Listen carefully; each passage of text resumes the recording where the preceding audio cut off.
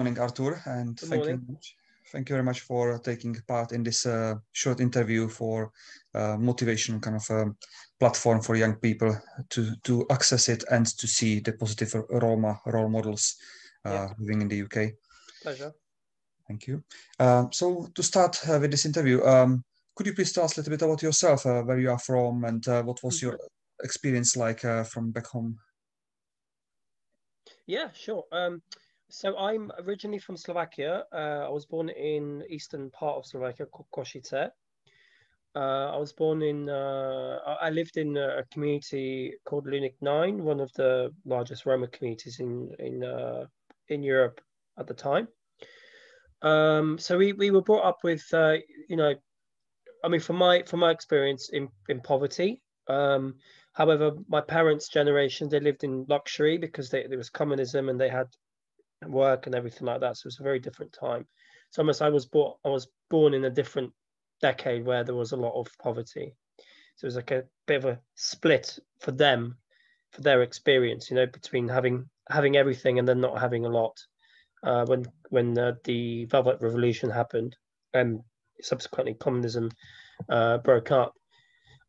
So yeah, so basically I was born there, and I remember for it to be quite, as a child, really feral. I did go to school, although not very long, um, because then my father and my mother decided to move to Germany from there, and have a better life. So then we moved to Germany when I was about four or five, and then my brother was born there.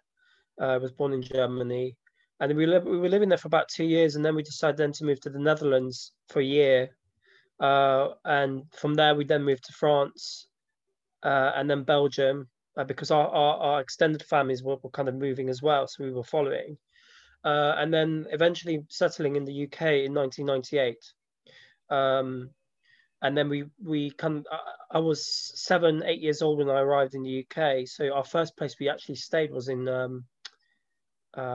Tottenham. Funny enough, in a bed and breakfast. Before we were then moved by the council to Turnpike Lane in North London, which we then stayed with our uncle for about 6 months.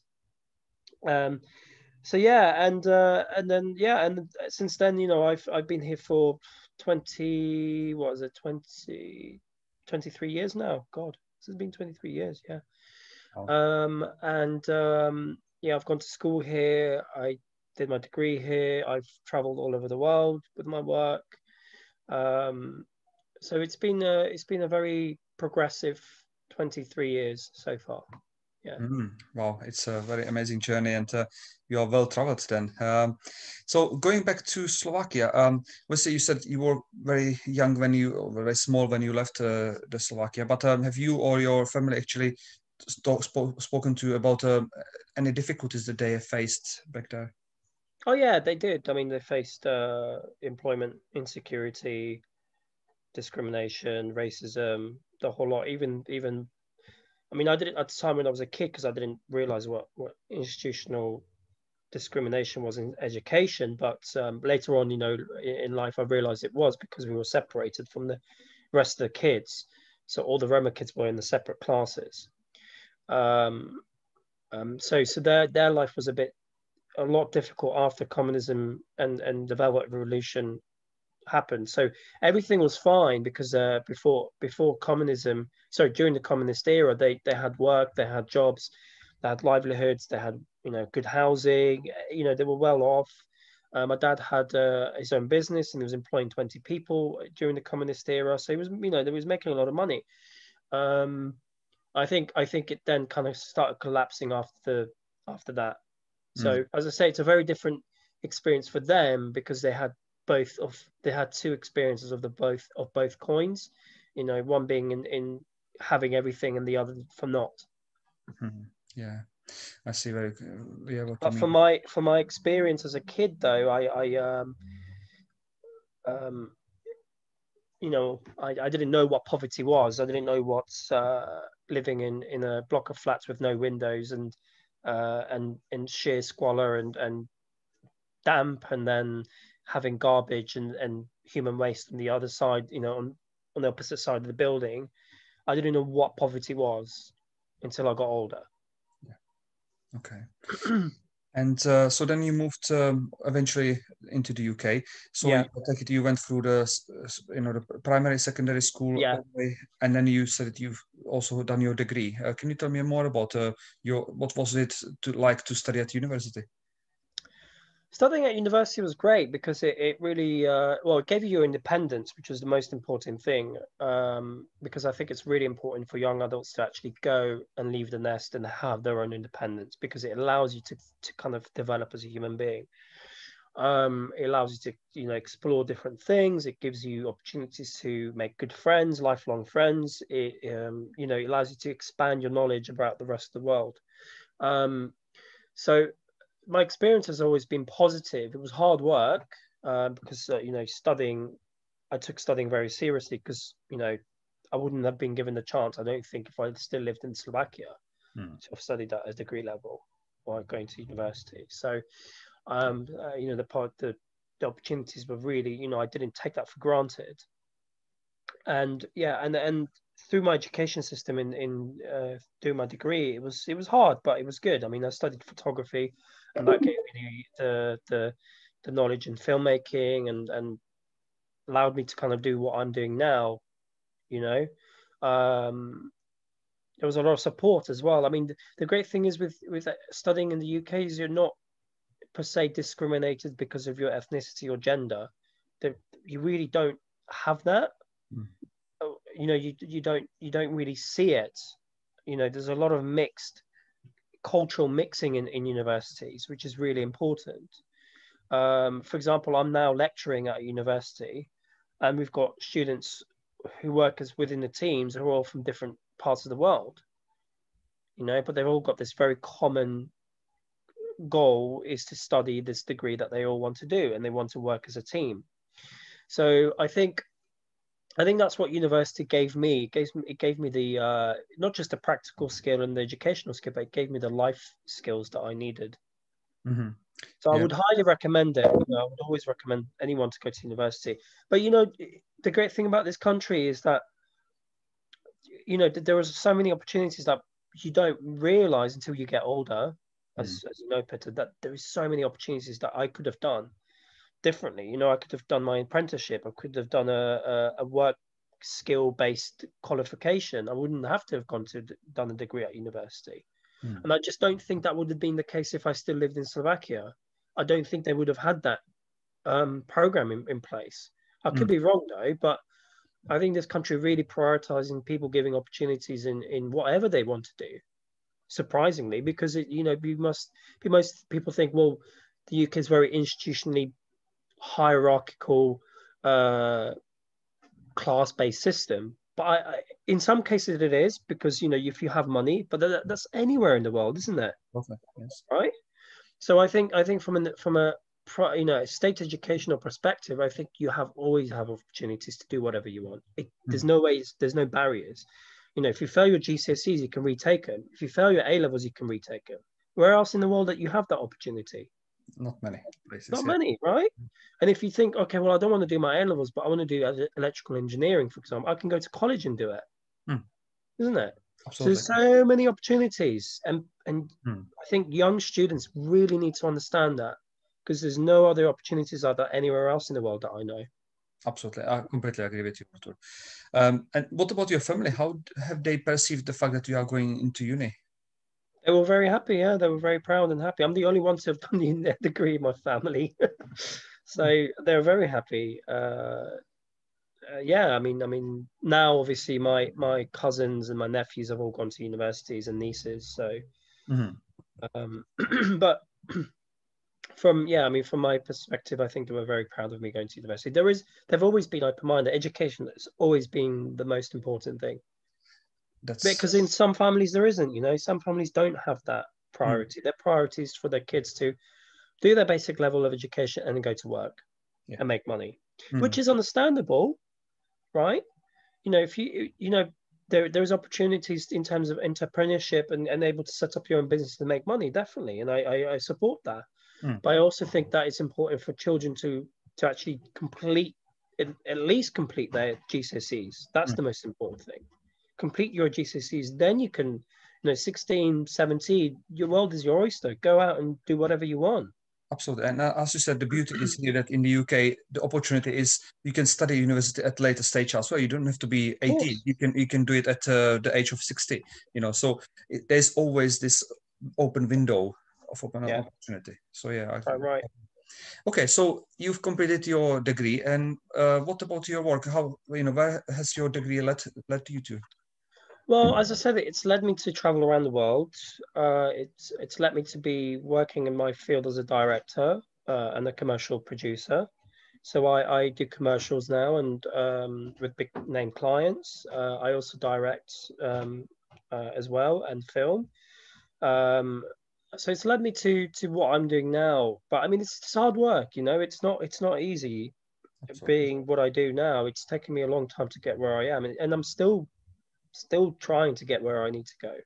Mm. I think studying any art form of degree, it's a real challenge because I think it takes a lot longer to go up the pay scale, the ladder, the career success than you were if you were studying to be an engineer or a doctor or whatever. Mm. I think it's a lot easier for people to climb up that sort of social economic ladder than it is for artists basically. So it's been hard, but it's been a good challenge. However, there were days and weeks and months that I thought, well, I don't think I should have done a degree. I think I should have just done something different. But I Mm. stuck at it because I realized that I spent 10 years of my life working towards where I am. Why should I waste it and just start all over again? So perseverance is such an important thing. Yeah, so that's what we Right, always right. tell our young people as well.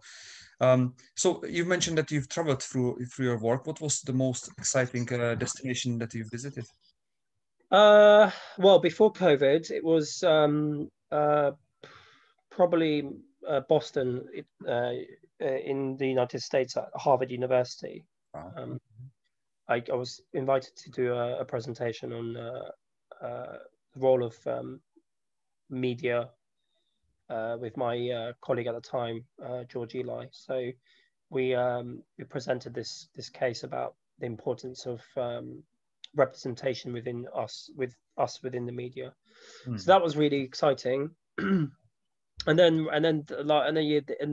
as well as that year, I then went to Budapest and went to Central European University for a summer course and a presentation as well.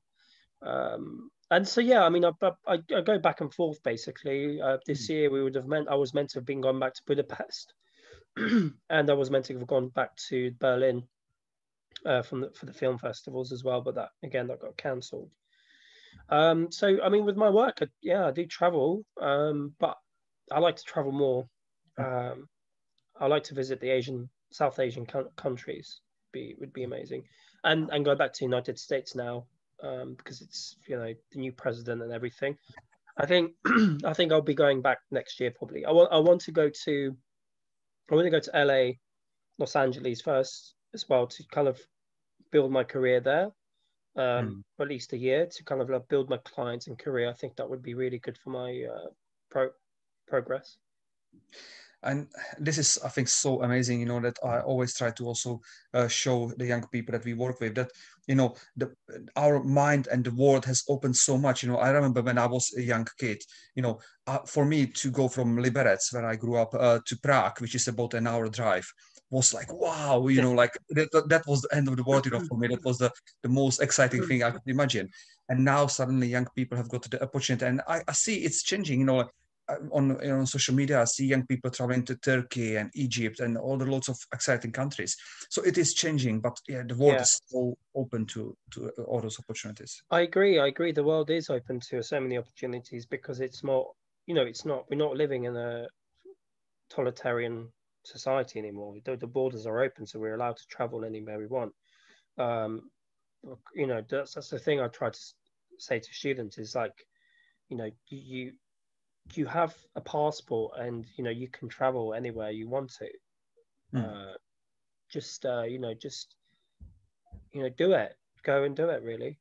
Do it safely. That's the most important thing. But you go and do it. Travel. A few questions about kind of the Roma aspect. So you are a Roma from Slovakia. What does it mean to you to be a Roma? Well, from a cultural perspective, is really interesting, ethnically as well, because there's a very niche, interesting, fascinating group of people that have travelled from India into Europe and around the world. The language is very unique. It's mixed between so many different languages. It's relatively been written down recently, so that there's still a lot to learn about our language. It's almost like it's like a group of anthropologists have just found a new species of human beings in a sense. They just want to study it and get and understand the cultural diversity of it, and it's pretty much like that. The academia is very, very new, and it's only been in the last sort of 10 20 50 10 yeah 20 years of academia that people have started to write about it. Ian Hancock, Dr. Adrian Marsh, God, there's so many that have now have recently talked about our culture, and how diverse it is and how intricate it is within the European and Eastern European, South, West, wherever in the world, how intricate we are. An example is there was a study done that there were a group of Japanese Roma living in Japan that immigrated. So that's how diverse our culture is. Yes. But then obviously there's also the flip side of it, the whole racism, stigmatization, etc., which has been built around for the last 500-600 years by Europeans. So I think that still needs to be worked on. And unfortunately, that's always been the case for any a minority in that era of time, because predominantly at that period of time, slave trade was very prominent in cultural society. So white Westerners would always see below anyone that wasn't their color and cultural ethnicity, etc. But in a sense, we are also quite a very close community, I think, because there isn't that many of us around the world, right? So I think it's important to kind of stick together and share each other's knowledge, friendship, etc. So absolutely. Yeah, so I guess that's what I feel like to be a Roma. However, I've been here for so long, I also feel I'm not really Slovak anymore, which is interesting, because I've never really been back enough to feel like it's my country anymore. Yeah, I guess many people actually talk about this split identity between, being British, Roma, Slovak, and yeah, it's all kind of part of our identity. But yeah, some are more prominent than the others. I think for me, it's more Germany is my home, because I lived there when I was a kid, so I've got very good memories of it. Okay. You see, it's still, I think I consider that to be my home, because I travel there that often as well. So, yeah. I see. Okay. Yeah. And do you still speak Romanes? Yeah, I speak it fluently. That's amazing. Okay. So as a last question, you've already obviously had many kind of inspirational kind of tips for young people in terms of education. But what would be your last kind of recommendation to all those young people that will be listening to this video? Work hard. That's what I'll say. Work hard and study hard. It doesn't matter if you want to go to university, you still have to work hard. Have that goal and just always think about that goal. Absolutely. Yeah. I completely agree with you. And it's a very powerful message, because that's exactly what we say to young people, think of your goal, where you want to be, and, and then just follow the way, and it's so easy. Then if there are friends that will tell you, oh, don't do this, or if there are different obstacles, you will just concentrate on your goal and you can go wrong. So quite right. absolutely, I completely agree. Right. Artur, thank you very much. It was very Pleasure. powerful. Thank you very much, and Pleasure. hope to see you again soon. You will. You will. Okay.